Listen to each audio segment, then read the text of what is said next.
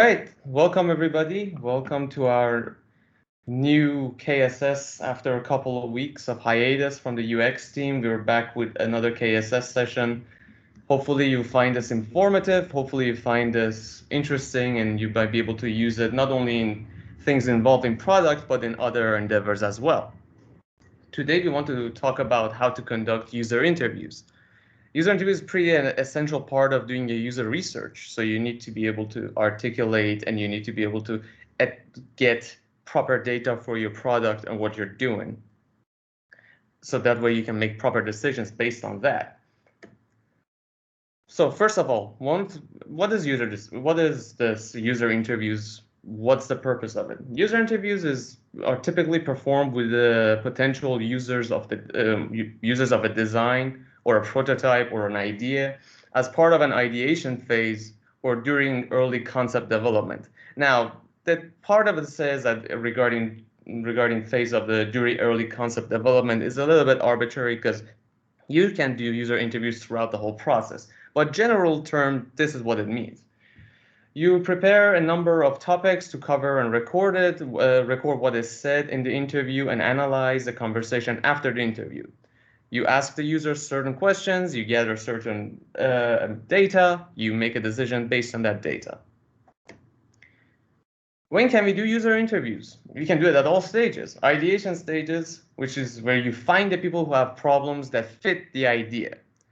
Basically, it's very essential to do this at the very beginning of the whole process, because if you don't have a proper clue about your market, a proper clue about your users, then who are you designing it for? You're not designing it only just for yourself. You're designing for people to be able to use it. Then you have the prototype, which you have to test it out on the potential customers. You already know which market you're going to hit. You're going to do the testing on them, and you're going to have to interview them. Post-launch as well, you find your market and see how it fits. You've designed it, you've launched the product. Now you're really just fine-tuning it and trying to really make the market understand what this is and where is it going to fit. By the way, if anybody didn't hear or there was a communication issues, please just you can speak up. This isn't we can stop it and redo it. There's not an issue. But if you have any questions, please write it in the chat so we can come back to it later. Why bother doing user interviews? This is a part that companies neglect big time. Most companies, 99% of companies neglect this part. There's like, why we should do it? You need to know there's a 3 P's into having a successful product. And having a successful product means that you'd be able to earn profit. This is quoted by Andreas Wojciechowski, who's who used to be an ex-head of Havas and ex-head of Star newspaper. The 3 P's are people, product, profit. In this order. Who are the people? People are the users. People are the center of your product. If there is no user, there's no product. Then there's no profit. Most companies, the mistake that they do is that they put the 2 at the top, or they put more, or even worse, they put the 3 at the top. And therefore, they're going to have a hellish time when it comes to the product itself. So because it's going all missing, everything is missing. You don't know what the people want. You start designing a product willy-nilly. You're trying to feed it to the people, but people are like, we don't really want this. So therefore, zero product, zero profit. Done. How do you start this? First, you need to understand for having a user interview session, you need to have specific objections rather than general. The more specific you be, the better it would be. Because you're trying to hack out certain functionality, you're trying to hack out what is your unique selling point? What is it that you're trying to really achieve with the app? And what is it that you're causing your app to have problems? Basically, the best course of action to do initially is to speak with product owners and managers to narrow down the objectives.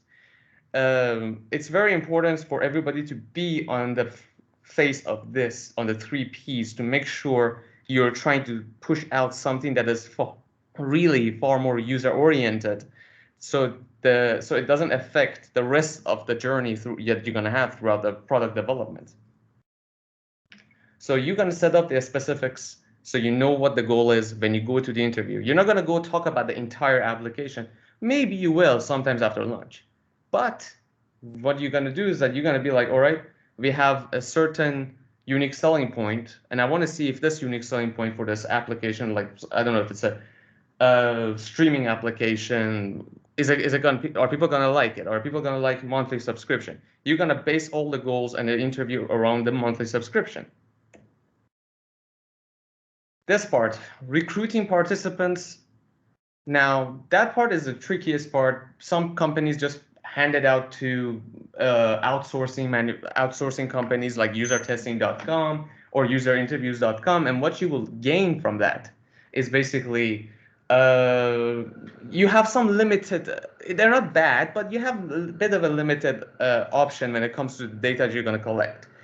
But one of the best ways that I found personally is that you connect with the communities through social network.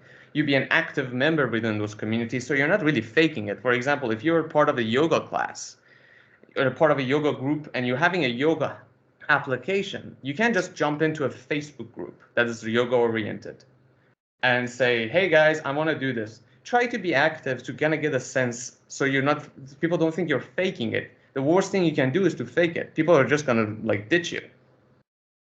You connect to them and through Discord, Facebook, and Reddit, or any other social media, and try to communicate with them. And then you can basically just send, hey guys, anybody want to have a talk with me regarding such and such? There are chances people would say yes. There's actually high chances that people would just say, yeah, well, I'll talk to you about it. I'll have an opinion about it. Another thing to do, you can actually use existing customer database. If you have a product, if you have something that you can use that is like a list of people that you can use, I suggest you use it. See what people like. Amazon did this when it was growing. Amazon, like Jeff Bezos was first selling books. Then he just yes? Sorry, did anybody say something? Oh, no, you can continue. Okay. Jeff Bezos was selling books on Amazon first, and then he sent 1,000 emails to 1,000 users, customers, and said, hey, you know, I just want to know, if you had a chance to buy something else from us, what would you get? And everybody, according to him, told them what they were actually looking for at that very time. So one person was looking for a windshield wiper spare part. Another person was looking for a mattress. It was like, oh, all right. So he kind of get the scope of like where this is gonna go, and look at Amazon now. One thing I would recommend you to do is that always have the surveys that you can help you filter out the users. So for surveys are great to know who you're dealing with, know that the data you're gonna get is concrete. You don't want to talk about an application like Insta or TikTok or Instagram with somebody like a 70-plus-year-old man. Maybe that would be a market in its time, but chances are they're far less active in that area compared to the other people. So you will try to ask like what's their age, what's their habits, specific program that they use, nationality, and you filter accordingly. Determining a location. Now that one is pretty easy. Don't go to a luxurious place. You want to have it, assuming if you have it face to face. Well, thanks to COVID, you can't have that as much. So it will be easier to do it over, in a way, it would be easier to do it online, but you have to ask your participant to be somewhere at a certain time in a certain environment. And the only downside to that is that it's very dependent on the participant, what you're gonna give, if they're gonna comply or not. One person can be in the middle of the highway or in a car trying to talk to you. You can't hear him. What's the point? But assuming life goes back to normal, you don't want to be in a crowded place. You don't want to be in a luxury place. You want the place to be comfortable, but not too comfortable, and silent. So the person can feel like person can feel like you're paying attention and you can actually see what he or she has to say. What sort of interview style do you need to have? Now, what sort of interview style is quite key to this, because I would recommend you go for something as known as a semi-structured interview. Semi-structured is great. There's structured, there's semi-structured, there's open structured, but it's like, I would recommend you to go for semi-structured. It's the best of both worlds. It is pretty much as what you would think it would be. Semi-structured interviews has a great level of flexibility to you and the interviewee, because it allows you to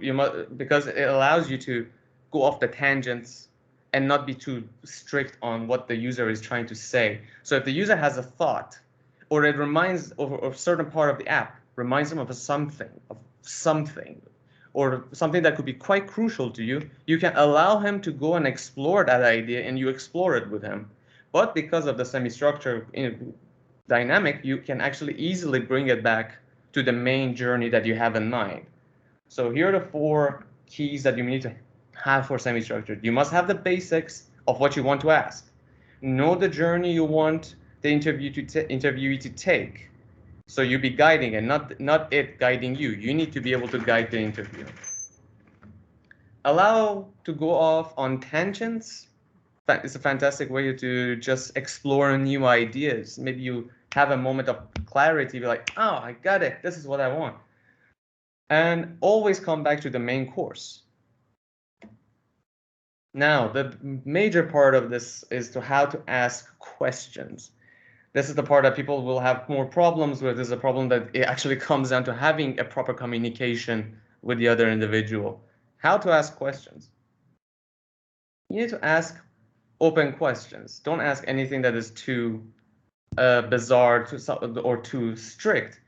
Would you use old versions or the improved one? Or you don't want to ask something like that. You want to ask like, how do you feel about this? What are you going to get out of this? You don't want it to be like so strict on, you don't want a yes and no. Do you like it or not? That's not the question you want to ask. You want to ask like, how can we improve on this? Ask about their perception. How do you rate your fitness level? You're having a fitness app. How do you rate your fitness level? See what they say. What are your thoughts on fitness apps? It's pretty general what you will get out of it. You kind of get their feeling of like, okay, am I on the right track? Is this person into fitness apps at all? Maybe people hate fitness apps and I never knew. But now I just interviewed 40 people and they feel iffy about it. Not that everything is based on the 40 people, but it's enough data for you to actually take a look at like, why are people not really fan of fitness apps? How do you feel about trading stocks? If you're having a stock application, how do you feel about doing this? That's the perception. They'll share it. Ask them to show you.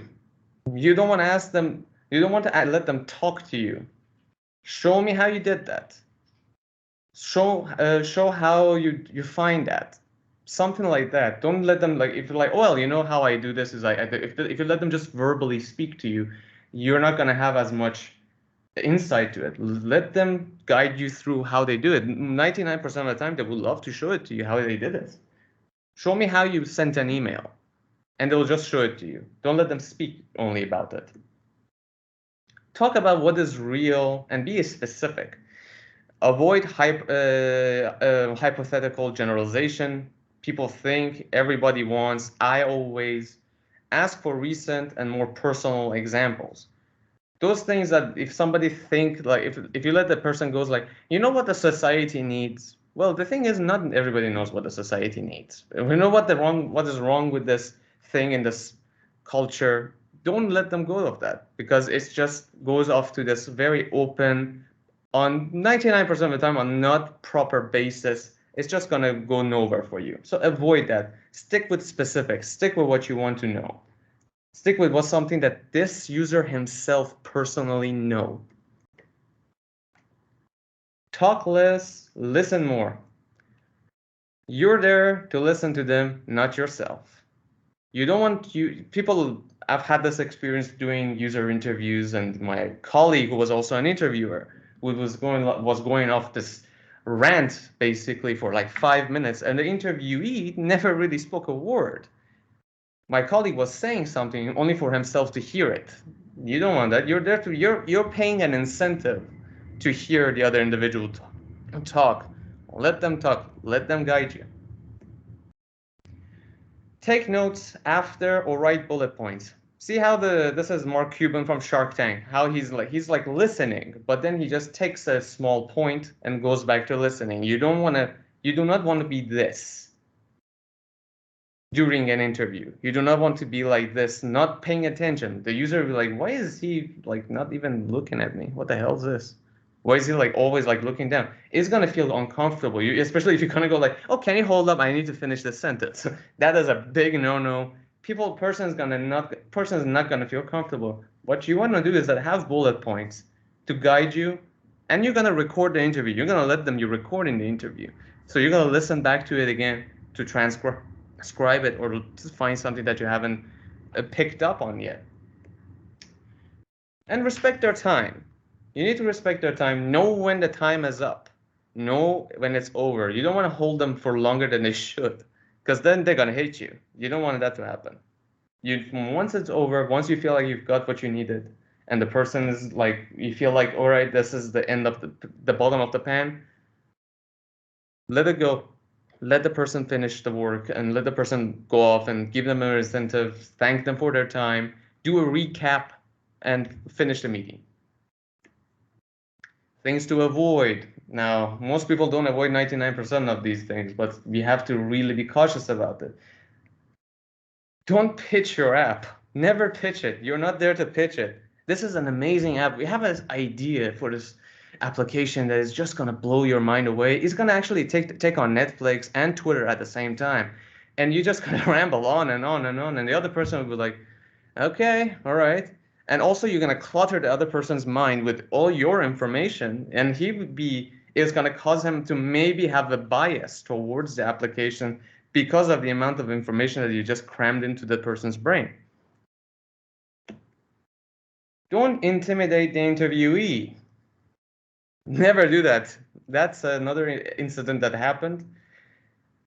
If you're standing over the guy, if you're standing over the interviewee, and you're like, all right, how do you do this, man? How do you do it? How you do this? How you do that? And you're just like breathing down their neck, they're not going to feel good. Sit in front of them. Smile. Smile in a way that, not a fake smile, to be like, haha, not a smile that's just on your like on your lips, but your eyes are like angry. Smile with your eyes. Even if you're not smiling with your mouth, smile with your eyes. Let them know, feel welcome. Slowly nod at them. Slowly nod in confirmation. Absorb their information. Make them feel at ease. This one, the person will be like, oh God, like it's gonna even make them feel like, oh my God, am I doing this wrong? Am I not smart enough? That's not gonna go well. Don't ask leading questions. Big no-no. A lot of people do it. Don't do this. It's gonna just ruin the data. Would you use the old version or this improved version? If you're saying this improved version, the term improved is gonna be enough for the person's mind to be like, oh, you said improved, so I guess this one is the better one. That's gonna be tricking the individual. How do you compare this to Insta stories? By having this comparison to something that is already out there. That's going to cause a bit of a bias in their mind to be like, oh yeah, that one. And their mind is going to be shifted towards Insta stories. Would you click here to share? So you're basically, what you're doing by asking that is that you're pointing at something and be like, would you click here to share? No, you don't ask that. You ask, how do you share this? Show me how you share this. How are you going to share this in your social media? Immediately, people are going to be like, oh, let me show you. Instead of showing them where to click and forcing them basically to click somewhere, they're going to do it for you. Because now they're like, oh yeah, let me look for the share button. Oh yeah, there it is. And you can have accurate data. Don't be defensive. Yep, this happened.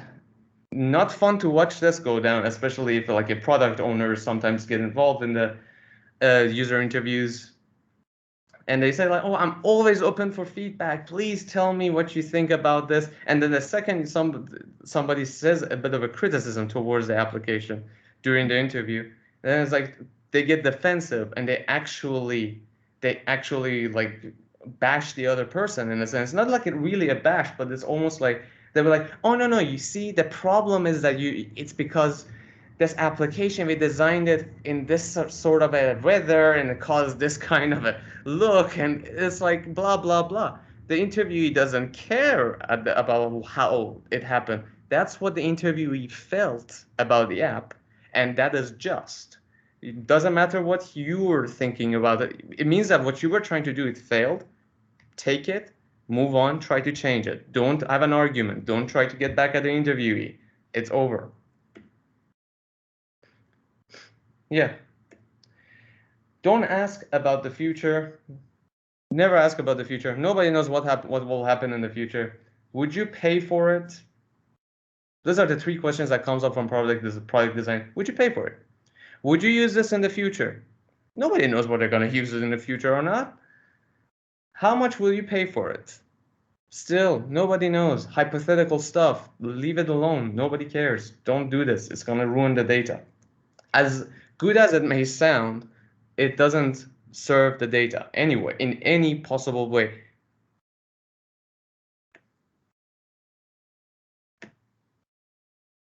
Don't fill in the silence.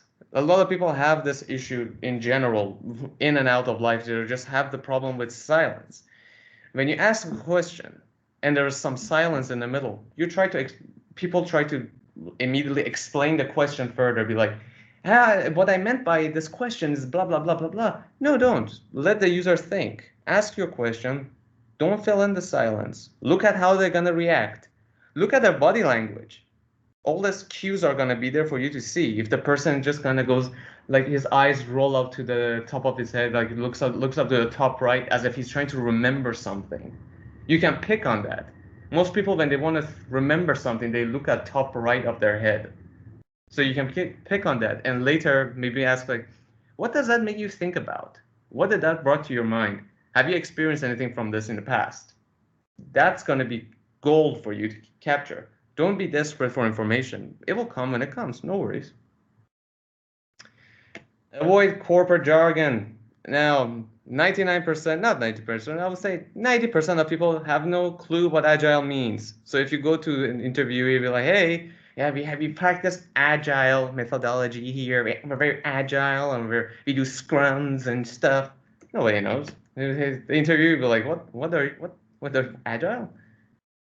He's most probably just gonna nod, being polite, like, oh my, their head be like, what are you talking about, man? Tips for conversation. Mirroring.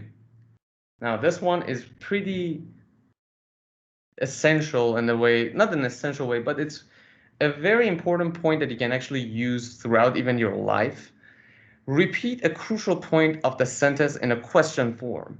The customer service experience, the interviewee says, the customer service experience made me super frustrated, man. And you can say, instead of asking a bigger question, you'd be like, oh, made you frustrated? That's mirroring the other individual. 9 times out of 10, this works. If you just go to a party and you're trying to chat up people and have a conversation, have a deeper conversation with somebody, just try it. Most of you might have even tried it without noticing. It causes the other individual to immediately respond back and evaluate more and elaborate more, a little bit more on what they were saying. Oh yeah, made me frustrated because of such and such. And then you can actually repeat it and they will continue go on this, because what you would do by mirroring them, you just made the person know you were listening to them. You took a key part of the sentence, threw it back into their face, and they were like, all right, this person is actually listening to what I'm saying, and they're interested in hearing more, and they will continue on. It's a psychological trick, and I'm not making this up. This is actually being used by FBI hostage negotiator Chris Voss. You can watch his masterclass on masterclass.com. It's a very, very interesting talk he gives. That they use this in hostage negotiations to talking with the terrorists to try to get them to calm down. They have multiple tricks on trying to get a conversation or a negotiation going and make you benefit from it. So do try it. Do try it everywhere. But like, just calm. By the way, tone of voice. Don't be super high excited. Don't be yeah, what do you think about it? Don't be like sleepy. I'm a little sleepy there. Be calm. Be nice. Listen to what they have to say. Just nod and agree. Show excitement if you need to. It's all cool. And just smile and continue the conversation going. And it keeps them on this wavelength with you. Past experience. Ask them, can you give me an example? Where else have you encountered this? What did you experience? Tell me something that you've experienced from this before. And they have to bring something from their past and like try to elaborate on it. Something from their own prior experiences. And it's very, very good. Ask for clarification. Can you elaborate on that? Simple. Just ask them to elaborate. Sorry, but I didn't understand what you meant by such and such. Can you clarify? It's very cool that people people love to hear somebody tell them, how did you do that? People love to hear, to be able to explain, love to be asked to explain something, to teach somebody else, to show somebody else how did you do this, man? How are you able to do that? People love hearing that. They most probably will reply back. The why, how, and what. Why you felt that. Why you experienced that. What caused that experience? How did that came out? Avoid any sort of biases. Be specific. It's not too broad. You're not trying to control the narrative in their heads. You're allowing them to explore an idea with you and continue on. Always circle back, especially when a semi-structured interview. Circle back, especially you can do this towards the end of it. You said such and such. You said something. You pick up something that you want to explore more and say, you said this. Can you tell me more about this? Very casually, very cool. Just ask them that. And they will probably circle back, and you can probably, it's more, as I said, more close to the end of the whole thing. Extra. You don't know nothing and you need help. In rare cases of difficult interviewee, happens sometime. Maybe you meet somebody from a separate culture. Maybe you meet somebody who's unconfident. Maybe you need somebody that needs more inviting, needs more encouragement to speak. Rare case. That doesn't mean that their data might be invalid, but it's cool for you to be able to catch that data from them. You say, like, you put the interviewee above you.